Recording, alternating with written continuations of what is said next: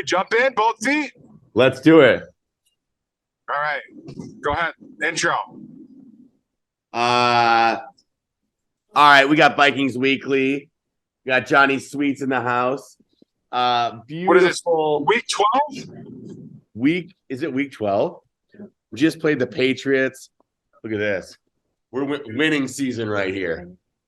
Wow, unbelievable. That's so sick. That looks like paradise. Two We're in tickets to paradise. paradise. Love it. Love to see it. So what's up, man? Feeling pretty good. Okay, we rebounded off the Patriots win. You know, we're still recovering from the food comatose here. That's right. Jumping in both feet. We got a Sunday afternoon game at home. We're playing the Jets, Jets. I just want to say that win against the Patriots was so defining. I just felt like our team is coming together in a different type of way now. We needed to get kicked in the mouth a few weeks back. Now we turn around. We finally are.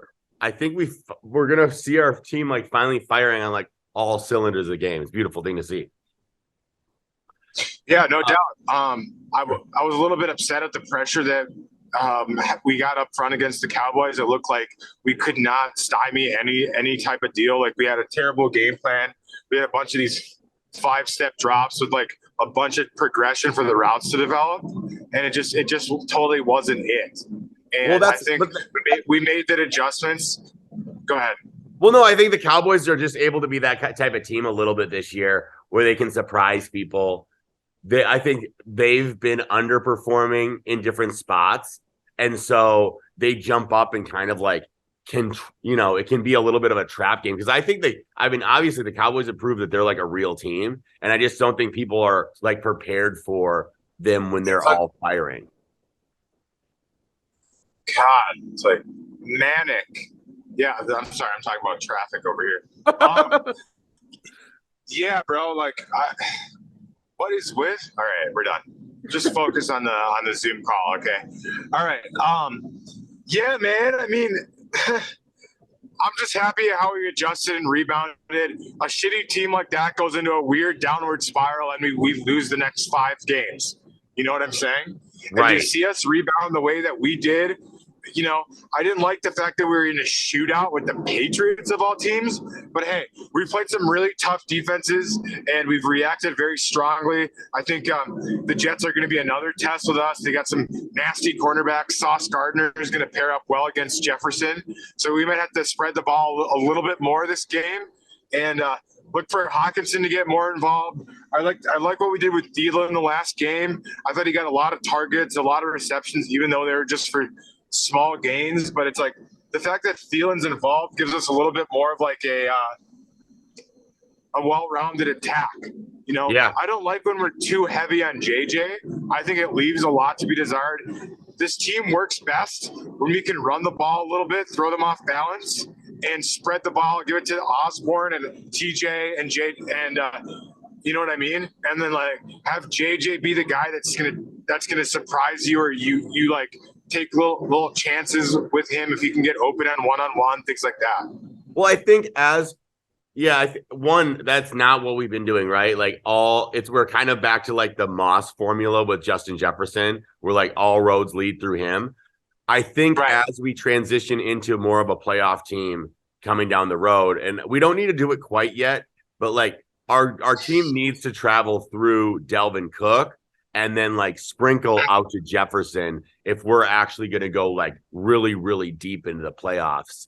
So we need to see that. I think we do need to see that transition happen over time. So then we can wear teams out and we can allow our defense to just close teams out over time. Right. Speaking of our defense, we give up the most yards per play in the league. And at the same time, our scoring defense is about middle of the pack. So you can see that here's the weird thing is we pressure the quarterback a ton, but we give up the most yards per game passing. So you can clearly see our defense is a bend but don't break squad. That's what we're all about. Literally like that. We don't want to give up the big play. We'll give up soft shell coverage yards as long as we're not getting beat in the red zone, right? Right. Well, and even which I'm not really totally happy about. But what are your? I mean, Well, and go it ahead. even seems like we're even more like we're not obviously bend don't break, but then we let more shit happen within the first to third quarter than we do in the fourth quarter. So everything Right, tightens, right. whether it's on within like the red zone or if it's actually at the end of the game. I feel like we start clamping down Uh-huh. more. It's kind of annoying to watch, but it has been working. So we can't give it too much shit, but that does let like shitty teams to just like hang with us for too long sometimes. Yes, and then you have other times too. I will make something of note here. We've been very opportunistic with sacking the quarterback late in the game. We had a huge one on Mac Jones and even on Josh Allen too in the Bills game. I will make of note. We've been very opportunistic in creating turnovers and getting to the quarterback when we need to. When we need to make crucial plays in end game situations, looks like we've stepped up, and that's what the difference was from last year. I believe is that for whatever reason we've made the crucial plays when we've needed to. And that's been this team's identity is that we've come up very well in the clutch and when we've needed to get our act together. And that's what I like about this team more than anything. As you can talk shit about our bend but don't break. We're very opportunistic, but look at our turnover differential. We turn the ball over and we get to the quarterback. Those things are so overly important. It doesn't really matter yards per play. I think you can kind of throw that stat out and look at red zone defense, yards per play, and third down. We do just fine. Yeah. The only very negative stat that's still glaring at our team is I think our point differential is still less, which is hilarious. Which is we've been scored on more than we've actually scored on our opponent. That's a bizarre statistic for a team that has only lost 2 games this deep in the season. Right. Um, Right.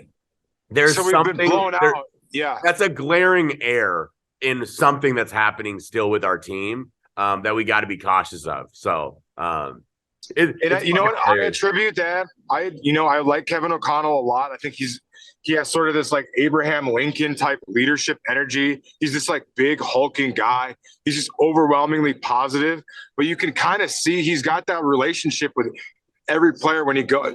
We should post one of those videos on Vikings Weekly when he goes through the huddle and just the energy he brings is so different than what Zimmer has.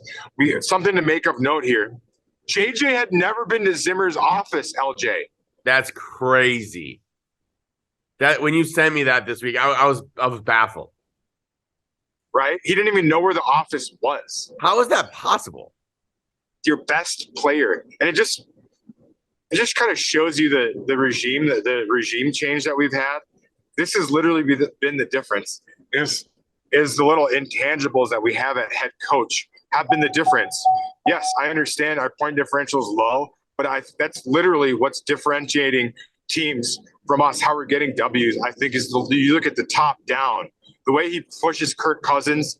Look at him mic'd up, man. He's just a different guy. I think what we got at coach is very special. Well, and you do point to something that I was forgetting, which is like we have a brand new regime. We are forgetting that. Like this is a whole new sauce. It's gonna take time for it to work all the way out, but it's No doubt. really cool that like even during some growing pains, we're winning football games, and that's crazy. Yes. And what I also like is the ability, the fluidity to adapt and change. We got pummeled by the Cowboys. And you know that the Patriots were going to come in with a similar game plan. And yet we were able to adapt and adjust. I feel like a Mike Zimmer team, we get pummeled like that, we get pummeled again the next game, right? You know what I mean? A little bit. Yeah. It was like the ability to adjust, to have that sort of like new school attitude on things, and to be like, okay, yeah, you might have got us this game, but you sure as hell won't get us next game. You know what I mean? And so that's what I like is like this bounce back sort of mentality with the team. It was like, dude, we were able to circle the wagons, and the way we beat them, dude. A lot of people were on the Patriots. They're like, dude, the Pats are going to beat the Vikes, and we're not going to look good. But just, I can't tell you how much that speaks volumes to the squad. Yes, I get it. It was a home game, but All right. I want to address one thing, LJ. Have you heard about the conspiracy theory that the Jets are going to beat the Vikes? Now, the Jets are one of those weird teams that you can't just think you're going to run over, right? Like, they are streaky. But, I mean, it's not possible that the Jets beat the Vikes, though, if we come in correct. We could lose this. The Vikings have the ability to lose this game, but the Jets aren't beating this team. You know what I mean? Right. Well, here's the conspiracy I want to share with some of our listeners here. Hopefully they got to this point of the episode by now. But yeah, so this is where we're at. The NFL hasn't hosted on CBS for the money team. We're talking the money team, Nance and Tony Romo. They haven't put that money squad on the Jets in 3 years. Now, the NFL was going to flex or take this game away from CBS and put the Vikes on the Sunday night game on NBC. But instead, the Jets or the CBS decided to put their number one crew on this game to block the NFL. Does that make sense? From having this game. So the conspiracy theory out there is the Jets are playing the Bills next week, and they're trying to set it up so that Jets-Bills game has a little bit more viewership. Now, if the Jets lose to the Vikings, it's not as irrelevant. But if the Jets beat the Vikings, now the game has a little bit more meaning in terms of the AFC East implications. Does that make sense? Got it. So they're just beefing up the media coverage, hoping that a story breaks. But this is a conspiracy now. They're trying to put the CBS money crew on a Jets game we haven't seen in 3 years because it's time for the Jets to win. That's the theory on it. It's time for the Jets to beat the Vikes and to have it where the NFL is rigged. That's the theory. Do you buy that or no, LJ? The only reason I don't think you can actually rig, so you could rig a little bit through refereeing, right? But what they do is they throw a flag. So what they do, the whole idea, let me interject here, is throw a flag against the Vikes in meaningful situations, right? Yes. Like you get a huge gain on for the Vikes and you throw a holding flag, right? And you kind of manipulate the game in that way. The NFL did everything they could for the Bills to beat the Vikes. Remember that game? That's not that long ago. They were just giving the Bills everything in order for that game, and we still overcame a surge of bullshit calls. So yeah, I guess they can definitely, I could see them trying it. So let's keep our eyes out there, just like we were before. It's maybe the NFL's against us right now, right? Here, 1 second. I got to transition out. Can you hear me still? Oh yeah. Okay, good. So we got to watch for some screwing around here with the refereeing, things like that. So if you see weird flags being thrown, it's that's what we're talking about, the conspiracy theory. Now that it was actually on ESPN, LJ. I can share you the clip if you like, but I love it. 3.5 point favorites. That's what you have. So literally on par, you give the home team about 3 points. So we're looking for it to be an even game for whatever reason. People got really high after the whole Mike White thing dominating the Chicago Bears, but I don't think he's that quarterback. I think he's going to turn the ball over. If you guys want a nice bet, how about a Mike White interception? Put it on the books right now. I'll have to look at the odds right now, but I think the Vikes will turn his ass over. Period. Love it. So what's your final prediction for score? I think we take the dub regardless of theories or not. I think on paper we're just a better team. We can get after the quarterback. Yes, the Jets have some dudes on defense, which worries me because if we can't move the ball in offense, we're kind of dead in the water. But again, I think Kirk's a seasoned quarterback. I think we've gone over this a few times now. We've played strong defenses and we've come out okay. The last 3 teams we've played have had insane defenses. So yes, with that being said, all things considered, I think we take the W. I think Kirk's prepared. I think he's locked in. He's playing a lot more confidently. I think he's starting to peak now at the right time. I think the last game that we saw against the Patriots was probably the best game he's played all year. Can we agree? Yeah, I mean, as far as the whole team stepping up and playing together in a way to finish something out, absolutely. Yeah. I just wanted to note I love the Kene Nwango special teams touchdown. I think he's a great opportunity to be a big asset to our squad. And I think down the road, if you can return it in the playoffs, it'll be a big deal for us. But got to know, special teams has been amazing this year, and I can't say this enough. I think one of our strongest suits right now is our coverage and our kick returning. I love it. I love it. What do you got? Give me a prediction, bud. I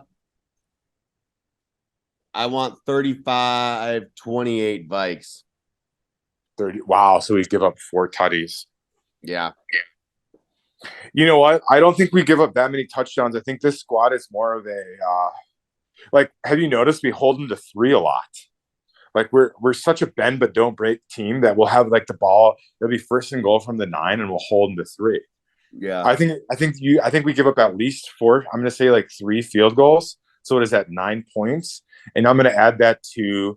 I'm going to go 3 touchdowns. So I think it goes 21 plus 9. So we're at 30. That leaves us at 30 points. Okay. I think we're gonna have to score at least 30. So I think it goes 34-30 Vikes, and I think we do just enough at the end to win. And the Jets get a garbage touchdown near the end. That's my prediction. Okay. And I think what happens is how we beat this squad is that we stifle Mike White. We get him to throw a touchdown. We get him to throw an interception that we either take back for a tutty or go down the field and score on it. That's my bold take. Mike White interception. Put it on the books right now. Love to hear it. All right. I'm going to say a Caleb bold call. A Caleb Edwards, his first career NFL interception. Ooh. He's starting opposite Patrick Peterson, a rookie.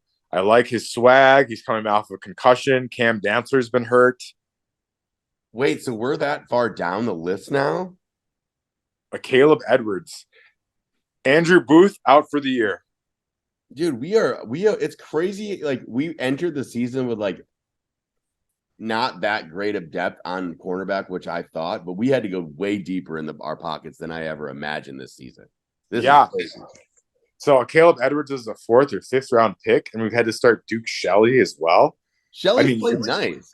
And you wonder why we're last week near the bottom of the league and pass. It's like because we don't have corners, man. We got to get. That's the whole thing. Is he drafted Booth really high. He drafted Scene really high. It's like we're consciously trying to work on our defensive secondary. I think Cam Bynum's taken some weird steps back. If you really want to go after Kendricks a little bit, I think Kendricks has been playing really soft. Mm-hmm. Do you agree? I mean, he's he's non-existent. Yeah, he just doesn't. He used to be more of like a presence. Yeah. Yeah, the only linebacker you even hear get a call is Za'Darius. That's like he's the only person that exists when it comes to our linebacking core right now. I mean, I guess Jordan Hicks is in the mix. A little bit. I was going to mention that. But it's still not that. It's like the sort of the middle of the field. It's like either we're getting tackles with Phillips or our D line, or we're kind of like having the secondary make plays. It's like weird. Dude, I almost forgot Kendricks was on our team.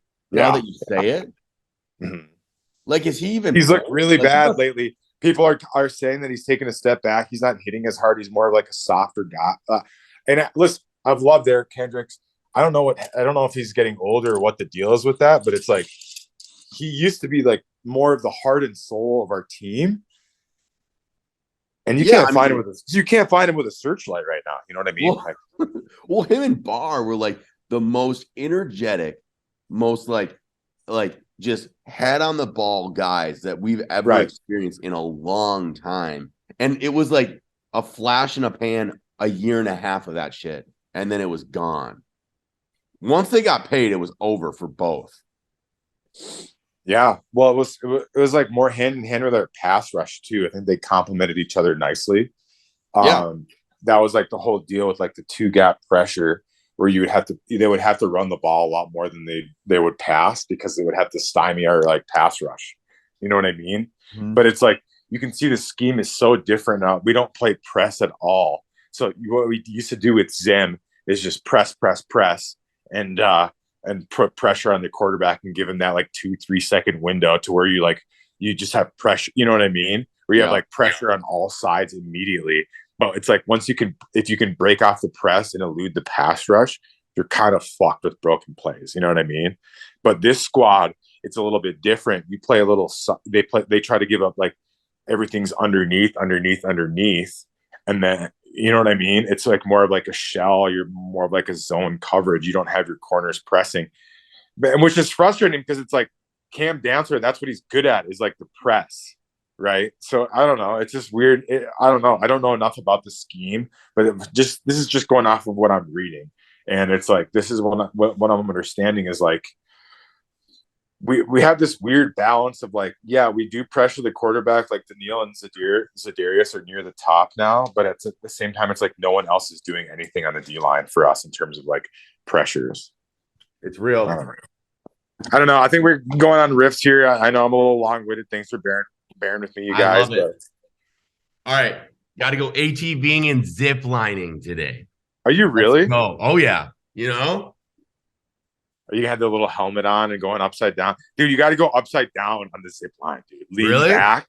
Yeah, dude, don't do it the whole time, obviously, but like large port, try to get it where you're fully upside down dangling, dude. That's the way to do it. You'll get a different perspective on life, you know?